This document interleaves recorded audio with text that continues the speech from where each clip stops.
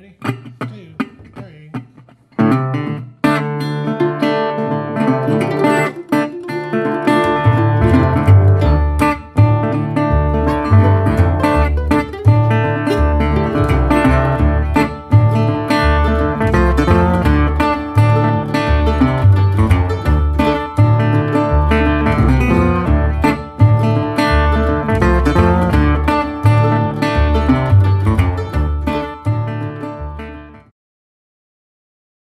Welcome back to the Ozark Music Shop. I'm Jeremy. Live. I keep forgetting to say it's live. This is not just the Ozark Music Shop. The Ozark Music Shop live. Alive. Coming to you alive from SPBGMA. I can say that now. Tonight I may not be able to say that. Say We are SPBGMA? still alive, yes. I'm John. This is Jeremy.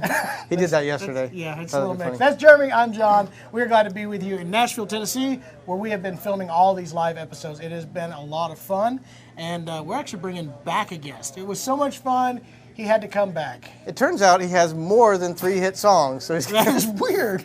a lot more. A lot more. This guy, actually, I'm really excited about it. Larry Cordle is going to be on this particular episode. Larry was awesome. I called him up. I hadn't talked to him in I hadn't talked to you in at least 5 or 6 years. A long time. It's been a long time. He wouldn't answer until Until I kept on calling. And then he was so nice about it. He's like, yay. So anyway, we have Larry Cordle on the show. He's going to sing you some of his songs, and we may One of our enjoy favorites, it. yes. One of my all-time favorite songwriters and singers. and fellers. Well, he's an all right fella. Anyway, we are glad to have him on the show. We're going to bring him back right after this break. It'll be Larry Cordle. Hey, I'm Jason Chapman, and I run a music store with my brothers, John and Jeremy. People are always asking, what is it like to be in a family business? Well, I've been in a band with my family for the last 28 years. And if that wasn't enough, we recently opened a music shop. Since opening the shop, we found that the people that come through the door are just about as unique as the instruments they carry. And now, since they gave us a TV show, We leave the cameras running, and there's always something going on at the shop.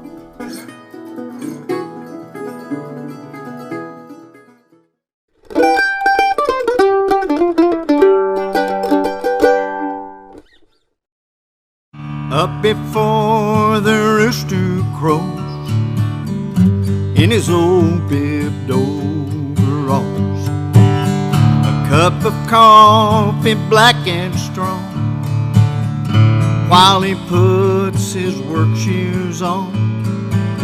He'll feed his mules and milk them cows. He's got fields he has to plow. So begins another day in the life of the farmer. A never-ending old routine. Watch the sky and pray for rain. It's a struggle every day, but he has faith and don't complain. It's who he is and what he loves, and I know that God above used a lot of special dust when he made the farmer.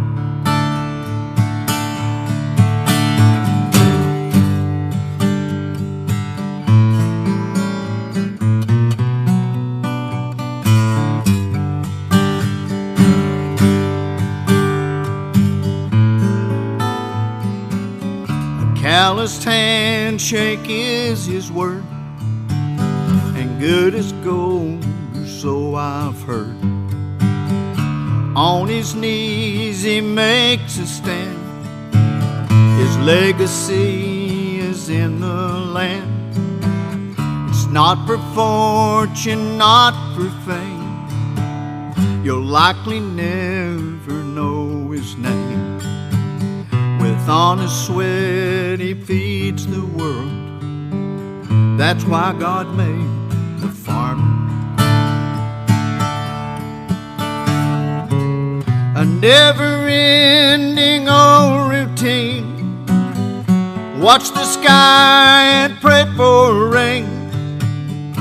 It's a struggle every day, but he has faith and don't complain. It's who he is and what he loves, and I know that God above used a lot of special dust when he made the farmer. It's who he is and what he loves, and I know that God above used a lot of special dust when he made the farmer.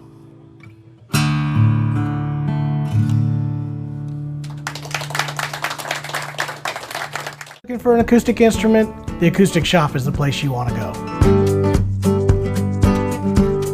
The Acoustic Shop, we've been open about 4 years now and have been nominated Top 100 Dealer at NAMM Show for 2 years now. At the Acoustic Shop, we mainly focus on acoustic music instruments and the accessories that go with them. Guitars, mandolins, banjos, basses, and accessories and the lessons and repairs that go along with those. It's something that we've been passionate about for the last 28 years of our lives, playing in a family band growing up. Then we opened a all-acoustic music store in Missouri to help fill the needs of people that are more focused on just that niche of the genre. With us having all those years on the road, it's really helped us to find the right instrument for the right person. When somebody calls us or comes into the shop, we can actually talk to them and know exactly what kind of instrument would be the best fit for them. And I think that's just something that we bring that a lot of people can't. Started out teaching lessons before we even opened the shop, so that is something that has been a passion of ours for the last 15 years. I believe we've said this is where the pros teach, and I truly believe this is where the pros teach. At the Acoustic Shop, this isn't just what we do, this is who we are. So if you're wanting to learn how to play the banjo, the fiddle, the mandolin, guitar, the Acoustic Shop's the place for you.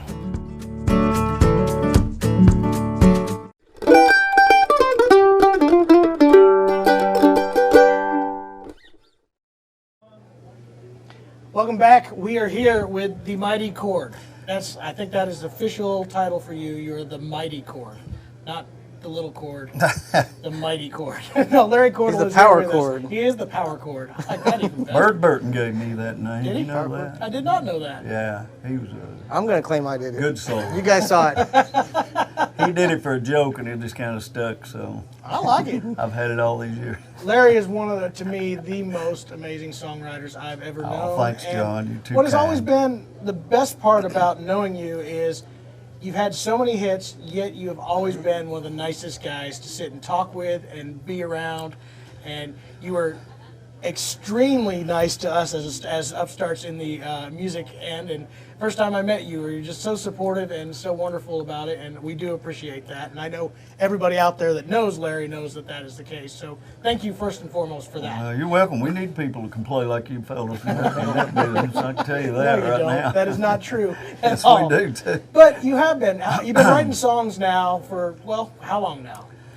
Well, I came here in '85, and actually I had the first record I had was 1983. It was Highway 40 Blues, and Never heard of that song. you know, me and Ricky were raised about a mile apart, and so I always knew Ricky was going to be a big star. I didn't think I was going to get to work in the industry. I just frankly wasn't. I didn't have the stuff that him and Keith had, but God gave me another little thing I could do, you know, and I didn't even know it until I was in my middle 20s that I knew how to write songs. Had you written much before Highway 40? No, I wrote one song that I can remember when I was about 14 with my cousin who lived, a distant cousin of mine who lived inside of my house. And he wanted to do that. I wasn't even really interested in anything like that. I was interested in the guitar, but you know, I broke my hand when I was 9, and I couldn't turn my hand over, so it kind of, I probably wouldn't have been no good anyway, but but it kept me from reaching backwards, and sometimes my little finger and this finger won't do what my brain tells it to do, so I just have to take whatever I was comes going to out. say, I don't have the I've had excuse that for that. It's I've got nerves or something that don't But then, you know, you see guys like Django Reinhardt with a webbed hand, and you think, well, if that guy could do it, I probably just didn't have the.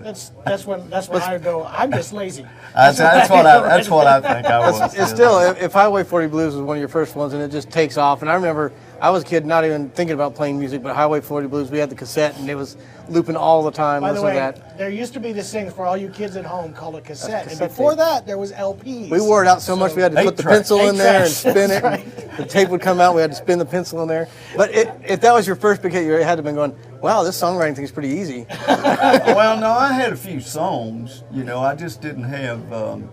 Ricky had made a record, really was just kind of demos on me in 1980.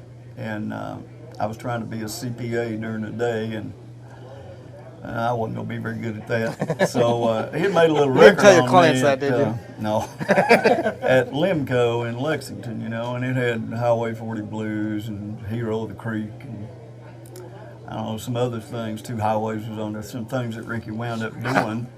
And he told me then, you know, he was going to record something of mine if he got a bigger deal, and I figured that was a matter of time. I didn't know. Well, that started a huge relationship because there was a string of hits that Ricky recorded of yours.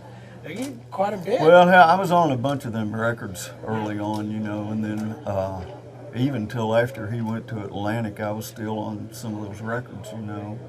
Yeah, me and Ricky were, you know, I've known Ricky all his life, so we were lifelong friends and still are. We just don't see one another much anymore, you know. Well, to be honest, you're both busy now, and you're still writing a ton of hit songs. That have been well, I'm doing the best I can. And then also having a career of your own as a singer and player too. So we've had you out with multiple different groupings. I remember talking to you. You were talking to me at one time about even being in a rock band for a while long back. Well, when I was in college, that's how I really kind of got to wanting to really play professionally. You know, that's really what I wanted to do. I wanted to be Dwayne Allman or something. I figured out I wasn't going to do that. I wasn't going to be very good at that either. I tried hard. Life kept steering him towards writing songs. I just want everybody that knows Larry to think of him doing his rock star moves and just being out on stage. Power chord. It's just. I had a band called Hot Lucy Boys, and I'm telling you, it was a hot band too. I hope we have photos of this we can put up on this episode. I'd love to find photos of this. Well, I've got a picture of it somewhere. Unfortunately, I don't have it with me, but you're going to have to send that to me when we re-edit this. I want to see that. Hairband. Hey, I was at IBMA one year. We got nominated for something, and they had run this whole stuff before the show, and somebody had got a picture of that, and they ran this. They'd asked the question, what bluegrass singer was once in a band called Hot Lucy? Of course, it was me. You were the only one that knew that. Well, I was the only one in there that knew that, and I didn't dare answer it. Juan probably knew. But then there's been, like I said, you guys, if you haven't looked up Larry Cordle's career, there's been string after string of great hit songs, and they've continued to go. You had a big song called Murder on Music Row. I did. That was another really big one. So, I mean, how many of them fancy gold, platinum award stuff do you have at the house? I gave most of them away, you know, because I was fortunate enough to get inducted into the Kentucky Music Hall of Fame in 2015, and I gave most of them away. I don't really know. We've got a few left around out there, you know. While I had offices in town, it was really great to have all that stuff hanging around, because when people came in to see you, it looked like you at least knew what you were doing. You know, so. If you didn't know who Larry was, then you shouldn't have been trying to get record his songs. That's all I know. Well, I think you've had a wonderful career. I found you to be one of the nicest guys. I have another fun story. I remember sitting with Larry one time, and we were sitting on the bus, and he goes, "Excuse me, guys, I got to take this call." And he comes back. He goes, "That was Garth Brooks. I'm thinking about having him come in and sing on one of my projects coming up here." Yeah, he did, actually. I know, it was totally true. And I'm sitting here looking at him like, why are you hanging out with me if Garth Brooks is calling you on the phone, on your cell phone? I wonder why he hung out with you anyway.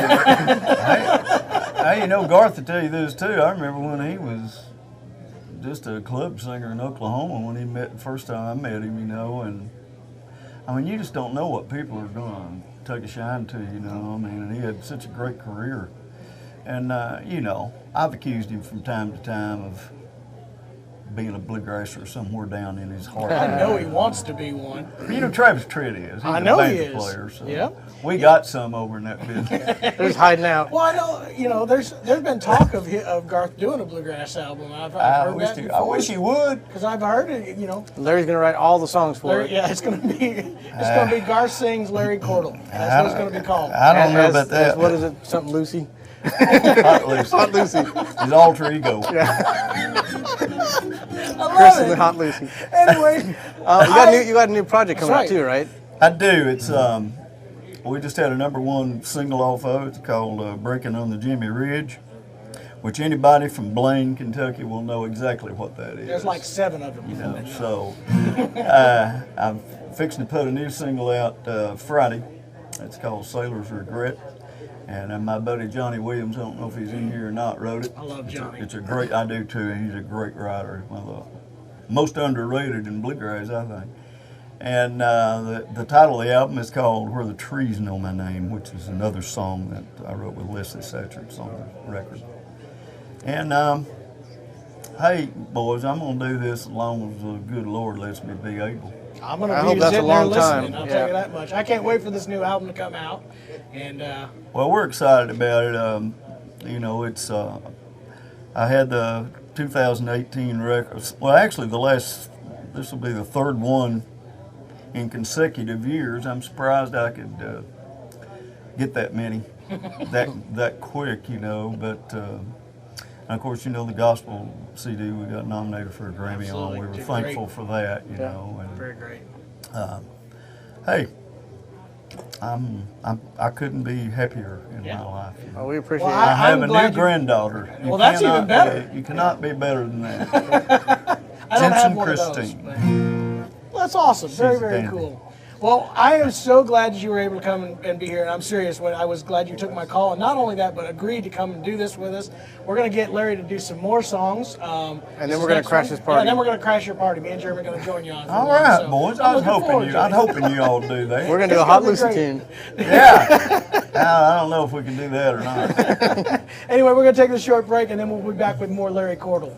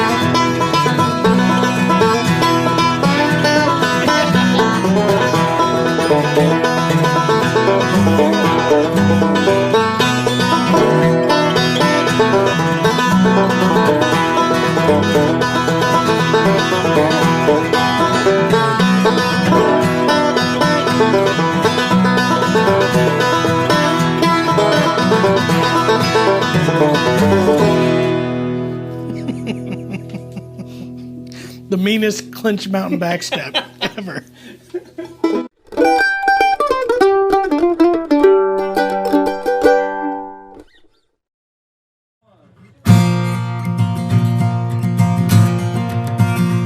Raw Butler was a weatherman, but he wasn't on TV.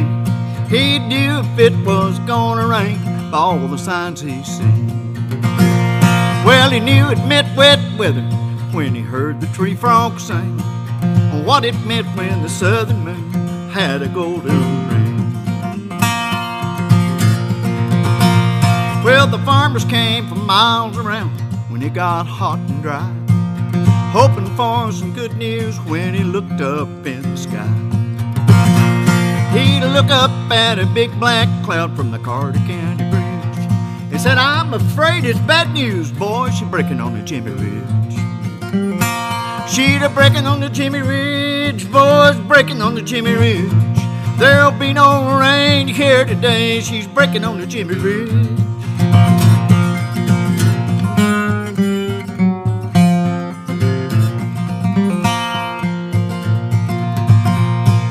Nowadays there's satellites and Doppler radar screens and some dude with a PhD to tell you what it means.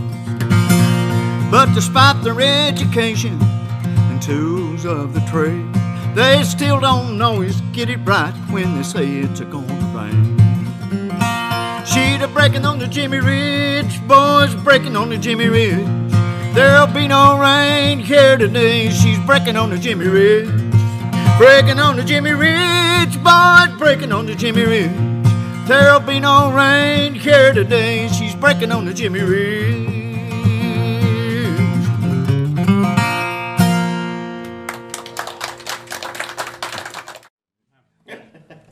All right, we're ready. 2, 3.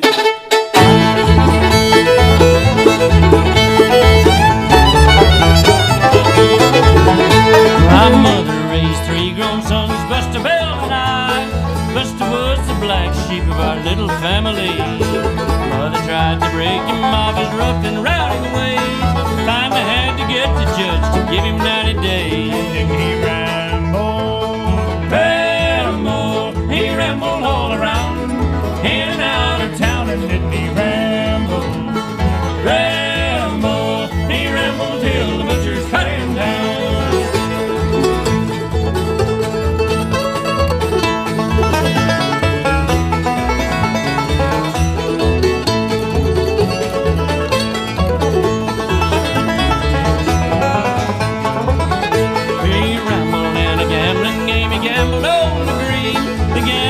Showed him a trick that he had never seen.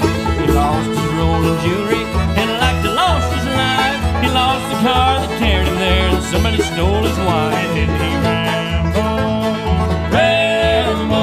he rambled all around, in and out of town. And then he rambled, he rambled till the butchers cut him down.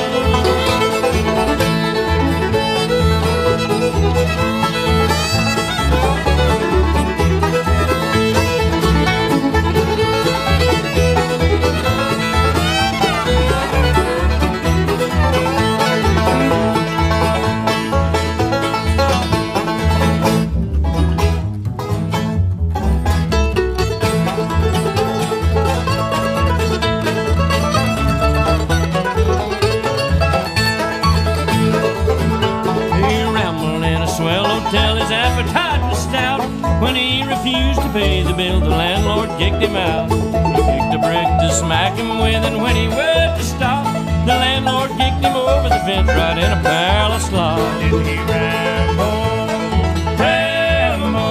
he rambled all around, in and out of town, and did he ramble, he rambled till the butchers cut him down.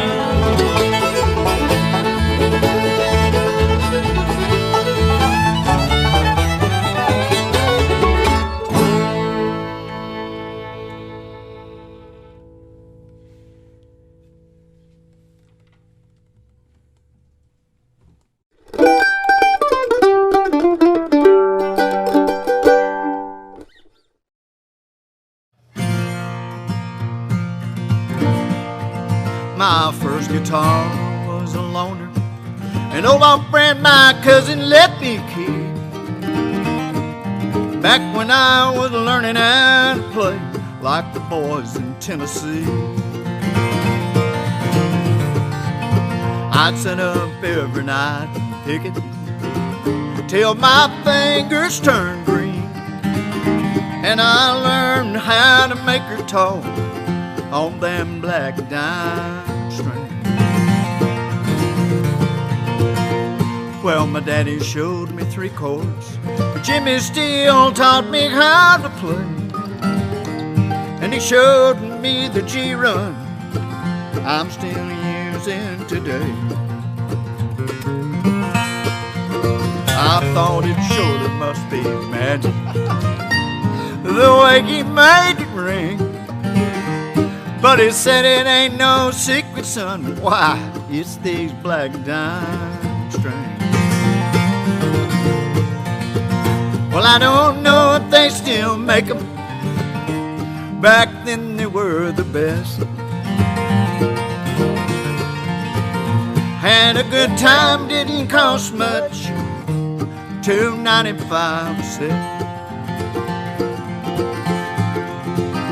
Back before I left Fay Allen to chase my hillbilly dreams, all it took to make me happy was an old guitar, black dime string.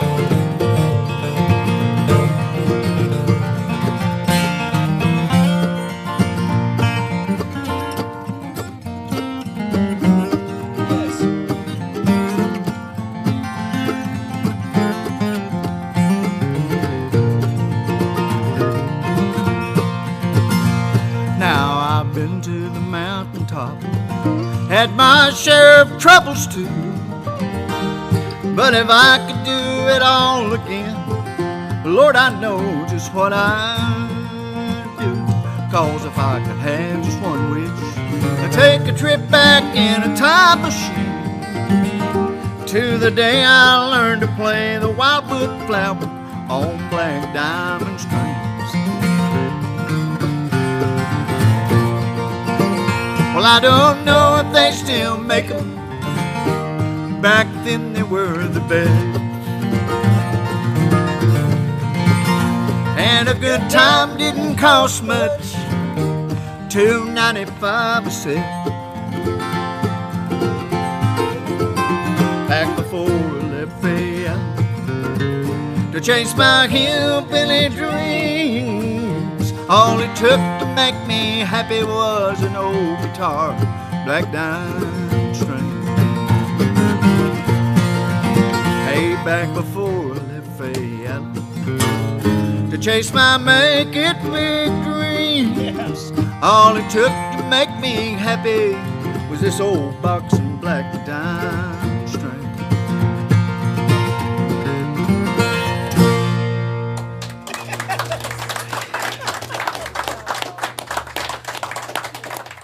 Two, one. This all started with a passion.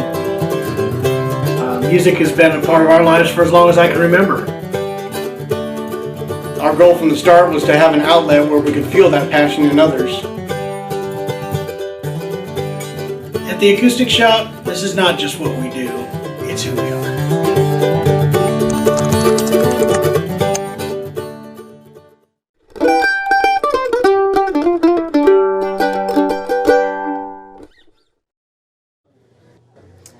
Well, thank you all for coming back with us. Ozark Music Shop Live. I almost messed it up again, Jeremy. I'm sorry. It's getting late. We've done this a lot of times already. This is day 3. Yeah, it's a little bit tough, but this has been an awesome episode. I absolutely love having Larry Cordle in here. If you haven't checked him out, make sure to do that. I know he's got all his Facebooks and And Larry looks like a guy. He's definitely a TikTok kind of guy. He's into all that new social media. He's got it all happening, I guarantee it. Anyway, glad to have him on here. If you have not subscribed to the YouTube channel for the Ozark Music Shop or the Facebook channel, sorry, for our, it's not a channel, is it? There's a YouTube channel and a Facebook page. I'll get it all right. Anyway, the Ozark Music Shop and like us and the Acoustic subscribe. Shop. Yeah, we want both of those. So check those out. And Larry as well. Yeah. We do want to thank our sponsor, Silver Dollar City here, who's on their 60th anniversary. Did you know that? 60 years. I didn't believe it. Pretty impressive. They got a roller coaster that was built 60 years ago. Yeah, it's crazy. scarier than. Same wood, same I used to everything. work that thing. Did you? Occasionally. Yeah. Well, we'll have to get you back in there. Yeah. That'll be good. All right, we appreciate you guys being with us here today. We'll have more acts coming up shortly, so stick with us, and we will see you later. Thank you again, Larry. Yeah, Larry, appreciate thank it. you. Thanks for having me, man. Thank you. Thanks for Appreciate it. That was an honor. We'll see you guys next time.